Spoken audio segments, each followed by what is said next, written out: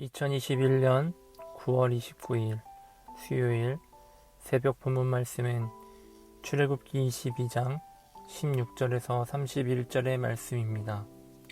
사람이 약혼하지 아니한 처녀를 꾀어 동침하였으면 납폐금을 주고 아내로 삼을 것이요 만일 처녀의 아버지가 딸을 그에게 주기를 거절하면 그는 처녀에게 납폐금으로 돈을 낼지니라. 너는 무당을 살려두지 말라. 짐승과 행음하는 자는 반드시 죽일지니라. 여호와 외에 다른 신에게 제사를 드리는 자는 멸할지니라. 너는 이방 나그네를 압제하지 말며 그들을 학대하지 말라. 너희도 애굽 땅에서 나그네였음이라. 너는 과부나 고아를 해롭게 하지 말라. 내가 만일 그들을 해롭게 함으로 그들이 내게 부르짖으면 내가 반드시 그 부르짖음을 들으리라. 나의 노가 맹렬함으로 내가 칼로 너희를 죽이리니 너희의 아내는 과부가 되고 너희의 자녀는 고아가 되리라. 내가 만일 너와 함께한 내 백성 중에서 가난한 자에게 돈을 구워주면 너는 그에게 채권자같이 하지 말며 이자를 받지 말 것이며 내가 만일 이웃의 옷을 전당 잡거든 해가 지기 전에 그에게 돌려보내라. 그것이 유일한 옷이라. 그것이 그의 알몸을 가릴 옷인즉 그가 무엇을 입고 자겠느냐.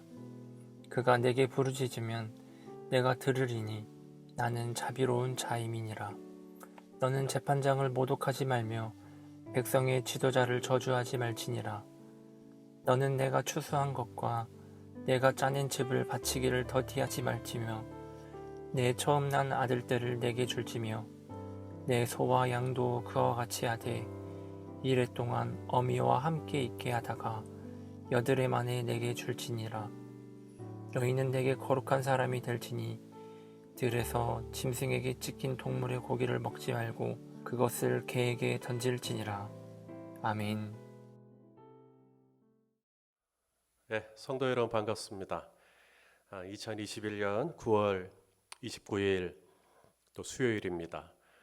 오늘도 주님이 어디로 인도하시든지 또 우리 주님과 동행하는 귀한 날 되시기를 바라겠습니다. 오늘 함께 나눌 말씀의 제목은 이웃에게 친절해야 할 동기입니다. 사람이 살다 보면 어느 순간에 정색할 때가 좀 있는 것 같아요. 평소에는 부들부들하고 친절하고 따뜻하고 유머러스하고 그런데 어느 상황이 딱 되면 이제 표정이 돌변하죠. 그리고 굉장히 단호해지고 굉장히 차가워지는 사람이 살다 보면 그럴 때가 있는 것 같습니다. 우리 하나님도 마찬가지입니다. 우리 하나님은 은혜로우시고 또 오래 참으시고 또 자비로우시고 또 사랑이시고 그런데 그 하나님이 어느 순간에는 공의로운 하나님으로 바뀝니다. 그리고 오늘 본문에서도 이런 자는 다 죽여라. 이런 자는 사형에 처하라. 하나님께서 태도를 확 바꾸십니다. 굉장히 단호한 말씀이시죠. 자, 세 가지 경우인데요. 첫째는 무당은 죽여라. 무당을 죽여라 이렇게 말씀하십니다. 이 무당이란 말은 다른 말로 바꾸면 이제 주술사들 또 마술사들을 이야기하는 것입니다. 애굽에 있을 때 애굽에 그 마술사들이 있었잖아요. 그래서 모세가 이제 홍해를 피로 물들이니까 마술사들도 그걸 흉내내죠. 그리고 개구리들이 막 뛰어다니니까 마치 그 마술사의 이 모자에서 비둘기가 나오듯 애굽의 마술사들도 개구리를 등장시킵니다. 그리고 이가 있으니까 또 마술사들도 이를 똑같이 만들어내는 것이죠. 하지만 그 다음에 파리재앙, 파리는 마술사들이 따라하지 못합니다. 여기서 알 수 있는 것, 모방에는 한계가 있습니다. 우리가 창작은 모방으로부터 나온다. 이런 얘기를 합니다. 틀린 말은 아니지만 또 마냥 옳은 말도 아닙니다. 계속 모방을 하는데 어떻게 그것을 창작으로 인정해 주겠어요? 결국 모방만을 추구한다면 모방에는 한계가 드러나기 마련입니다. 그 다음 두 번째, 하나님께서 이 사람은 사형에 처하라. 첫째는 무당이고요. 두 번째가 뭐냐면 짐승과 행음하는 사람입니다. 이걸 이제 수간이라고 그러죠. 수간. 이 수간이라고 하는 이 음란한 행위는 최근의 것이 아닙니다. 지금으로부터 3,000년 전, 4,000년 전 이 고대 근동에서도 익히 발견할 수 있는 것이 바로 짐승과 성행위를 하는 그런 것입니다. 기록에 보니까 여성이 순염소와 관계를 하고 남자가 개와 관계를 하고 심지어 암컷 악어와도 성관계를 했다라고 하는 기록이 있습니다. 이런 짐승들과의 이런 변태스러운 교합은 당시 고대 제사의식과 밀접한 관련이 있다고 합니다. 따라서 오늘 말씀은 단순히 짐승과 행음하는 사람으로 하여금 그러한 행동을 하지 말라는 말씀이기도 하지만 동시에 하나님 외에 다른 신에게 제사할 목적으로 짐승과 행음하는 사람도 죽여라 라고 하시는 하나님의 단호한 말씀이기도 하십니다. 그래서 세 번째 사형에 해당하는 자는 누구냐면 첫째는 무당이요, 둘째는 짐승과 교합하는 사람이요, 세 번째 사형에 해당하는 자는 바로 하나님 외에 다른 신에게 제사를 드리는 자는 다 죽이라 라고 말씀하십니다.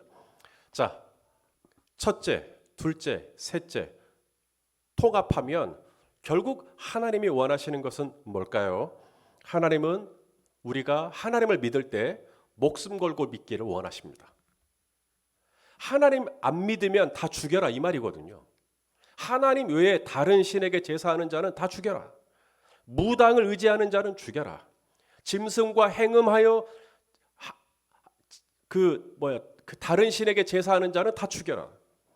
너는 마음을 다하고 내 목숨을 다하고 내 힘을 다하고 내 뜻을 다하여 주 너의 하나님을 사랑하라. 이것이 하나님의 뜻이죠.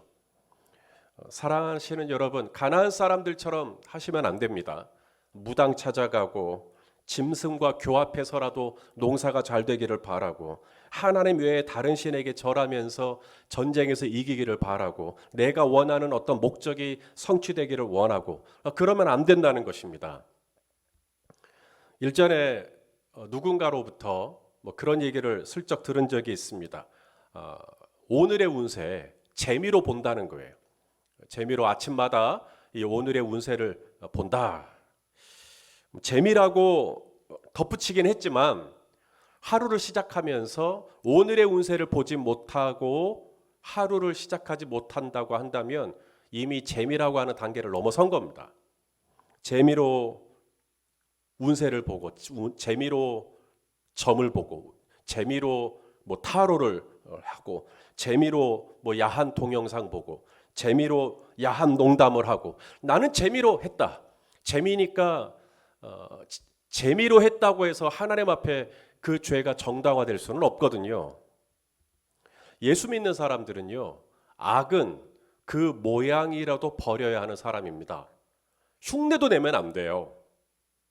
재미로 하시면 안 됩니다. 이제 곧 가나안에 들어가게 될 이스라엘 공동체를 향한 하나님의 뜻은 이것입니다. 아침에 일어나서 저녁에 잠들 때까지, 아니 잠이 들고 꿈속에서까지도 하나님만 섬기는 거예요. 하나님만 의지하는 거예요. 무당 찾아가지 않고 하나님 찾아가고 짐승과 교합하는 게 아니라 하나님만 붙들고 있는 것이죠. 하나님 외에 다른 신에게는 제사 드리는 어떤 모양도 갖추지 않는 것입니다. 나는 하나님만 섬기고 하나님만 제사하고 하나님만 예배하고 하나님께만 기도하고 하나님만 의지하는 거. 그런 신앙 공동체, 믿음 공동체, 이것이 바로 하나님이 이스라엘 백성들을 향한 하나님의 절대적인 뜻이죠. 자, 하나가 더 있습니다. 하나님은 이스라엘이 이제 가나안에 들어가서 믿음의 공동체, 신앙 공동체가 되기를 바라면서 동시에 이제 하나님과의 관계에서는 신앙 공동체가 됐으니까 옆으로 이웃과의 관계에서는 정의로운 공동체가 되기를 원하셨습니다. 이 정의로운 공동체는 어떻게 되는 걸까요? 정의로운 공동체는 이것입니다. 사회적인 약자들, 힘없는 사람들을 돌봐주는 것이죠. 바로 이것이 정의예요. 자, 오늘 본문을 보시면 이방인 나그네가 나옵니다. 이방인 나그네예요. 나랑 언어가 다른, 피부도 다르고 문화가 다르죠. 그러니까 가치관도 분명히 다를 겁니다. 그런 사람들을 함부로 판단하고 대하지 말라라고 말씀하십니다. 21절 말씀인데 우리 한번 읽어보겠습니다. 시작. 너는 이방 나그네를 압제하지 말며 그들을 학대하지 말라. 너희도 애굽 땅에서 나그네였음이라. 자, 이방인 나그네, 외국인 노동자들, 또 탈북자들, 이방인 나그네 학대하지 말라. 그다음 또 하나 누구를 또 압제하지 말아야 되는가? 과부와 고아들입니다. 자, 22절 말씀입니다. 너는 과부나 고아를 해롭게 하지 말라. 예, 이방인 나그네, 과부, 고아 이들은 당시에 사회적으로 가장 힘이 없는 사람들이죠. 가장 생계의 위협을 받는 사람들이죠. 누구도 이들 편에 있지 않는 아주 외로운 사람들이죠. 이들은 바로 사회적인 약자를 통칭하는 대상들입니다. 하나님은 이스라엘이 바로 이런 연약한 사람들을 함부로 학대하고 압제하고 그들을 핍박하고 그들의 눈에 피눈물 나게 만드는 사람들이 아니라 오히려 그들을 위로해주고 그들 편에서 그들을 돌봐주는, 케어해주는 그런 공동체가 되기를 원하셨던 것이죠. 25절부터 보시면 이 가난한 형제가 이제 돈을 이제 꾼 거죠. 돈을 꾸면 너는 그 가난한 형제에게 마치 채권자처럼, 다른 번역으로는 빚쟁이처럼 독촉하지 말라라고 말씀하십니다. 빚 언제 갚을 거냐고 독촉하지 말라고. 그리고 또 하나 이자를 받지 말라고. 그냥 원금만 받으라고 말씀하십니다. 또 담보물로 이 가난한 사람에게 돈을 빌려줄 때 담보물로 이 가난한 자가 자기 외투, 겉옷을 맡겼단 말이죠. 그러면 해가 지기 전에 이제 해가 지면 날씨가 이제 추워지잖아요. 기온이 떨어지니까. 그러니까 겉옷이 필요하단 말이죠. 그러니까 해가 지기 전에 그 겉옷을 돌려주라고 말씀하십니다. 무슨 말입니까? 가난하다 하여 무시하지 말고 못 배웠다 하여 함부로 하지 말고 나보다 나이가 어리다, 나보다 지위가 낮다 그렇다 하여 함부로 홀대하지 말라는 겁니다. 일전에 어느 고객센터로 이제 전화할 일이 있었습니다. 그래서 그 고객센터 전화번호로 전화를 걸었죠. 음성이 나왔습니다. 이제 막 사회에 진출한 제 아들이 전화를 받을 예정입니다. 아직은 어리숙하니 서툴더라도 너그러이 양해해 주시기 바랍니다. 이런 어떤 안내 문구, 안내 음성이 들리고 나서는 이제 한 남자분이 전화를 이제 받으셨어요. 여보세요 하고. 여러분, 세상은 누군가의 친절을 유도하기 위해 지금부터 당신이 하는 모든 통화는 녹음됩니다 라고 얘기하기도 하고요. 지금 통화를 하는 이 사람은 내 딸입니다, 내 아들입니다 라고 어필하기도 합니다. 하지만 성도는 그러한 동기로, 그만한 동기로 낯선 이웃에게 따뜻하게 친절을 베푸는 게 아닙니다. 우리가 생면부지에 전혀 모르는 사람임에도 불구하고 오늘도 예수님의 이름으로 나와 지금 통화를 하는 그분에게 내가 친절하게 대화하고 따뜻하게 대화하는 동기는 바로 그분이 하나님께서 지으신 하나님의 형상을 따라 입은 하나님이 사랑하시는 영혼이라고 하는 것이 깔려 있죠. 그래서 우리는 친절하게 대하는 겁니다. 자, 우리 잠언 14장 31절 말씀을 같이 한번 읽겠습니다. 시작. 가난한 사람을 학대하는 자는 그를 지으신 이를 멸시하는 자요, 궁핍한 사람을 불쌍히 여기는 자는 주를 공경하는 자니라. 사랑하시는 성도 여러분, 오늘 하루 어떻게 살 계획이십니까? 내 마음을 다하고 내 뜻을 다하고 내 목숨을 다하여 우리 하나님을 사랑하는 것, 이것이 우리 하나님이 원하시는 일입니다. 그리고 또 하나가 있죠. 하나님을 사랑하고 내 이웃 이분들에게 내가 친절하게 선대하는 것.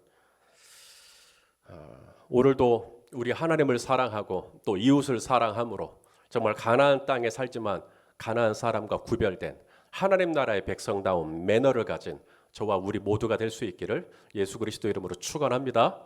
같이 기도하겠습니다. 오늘도 우리를 사랑하시고 또 우리와 함께 동행하기를 원하시는 아버지 하나님, 내가 하나님을 믿고 또 하나님을 의지할 때 정말 하나님밖에 없는, 하나님만 찾아가고 하나님만 의지하고 하나님께만 두드리고 하나님께만 절하고 하나님께만 예배하는 하나님 절대적인 신앙을 가진, 믿음을 가진 우리 성도님들 되어질 수 있도록, 그래서 악은 어떤 모양이라도 버릴 수 있도록 일절 무당 집에는 근처도 가지 않는 우리 성도님들 다 되게 하여 주시옵시며, 동시에 오늘도 낯선 사람에게 단지 그분이 누군가의 사랑받는 아들이요 딸이기 때문만이 아니라 정말 하나님께서 지으신, 하나님이 사랑하시는 영혼인 것을 기억하고 오늘도 친절하게 나그네 된 이웃과 또 과부와 고아와 같은 연약한 사람들을 돌보는 하나님 나라의 백성의 매너를 가진 우리 모두가 되게 하여 주옵소서. 예수님의 이름으로 기도하옵나이다. 아멘.